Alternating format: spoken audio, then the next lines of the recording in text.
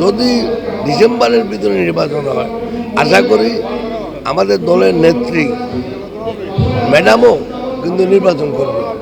উনি এখন ইনশাল্লাহ একটু সুস্থ আছে। যদি সুষ্ঠু নির্বাচন হয়, ইনশাল্লাহ এখানে বিএনপি জিতবে। সরকার যদি জনগণের কাছে দায়বদ্ধ না থাকে, তাহলে তারা তো কোনোদিন ভালো কাজ করবে না। সেই জন্যই আমরা চাচ্ছি এই নির্বাচনটা যত তাড়াতাড়ি। এখন লন্ডনে আমাদের অ্যাক্টিং চেয়ারম্যান সাহেবের সাথে কথা বলার পরে সরকারের পক্ষ থেকে একটা যৌথ বিবৃতি দেওয়া হয়েছে। অতএব আমরা ওটাতে বিশ্বাস করতে চাই যে ফেব্রুয়ারির প্রথম সপ্তাহে নির্বাচনটা হবে। তবে আমি মনে করি যেভাবে এখন দেশের অবস্থা, তাতে হয়তো একটু আগেও হইতে পারে, হয়তো জানুয়ারিতেও হয়ে যেতে পারে।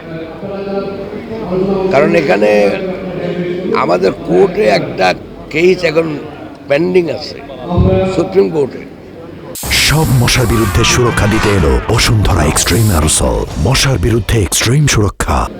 কেয়ারটেকার সরকার নিয়ে, যদি কেয়ারটেকার সরকার যদি পুনঃপ্রবর্তন হয়, তাহলে এই অন্তর্বর্তীকালীন সরকার তখন কেয়ারটেকার হবে।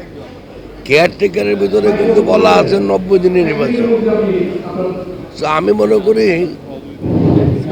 যে নির্বাচন হবে, এবং নির্বাচন যদি হয়, যেটা আপনি বললেন ফেনী, আপনি তো ফেনীর অতীত ইতিহাস জানেন। যদি সুষ্ঠু নির্বাচন হয়, ইনশাল্লাহ এখানে বিএনপি জিতবে। এবং যদি ডিসেম্বরের ভিতরে নির্বাচন হয়, আশা করি আমাদের দলের নেত্রী ম্যাডামও কিন্তু নির্বাচন করবে।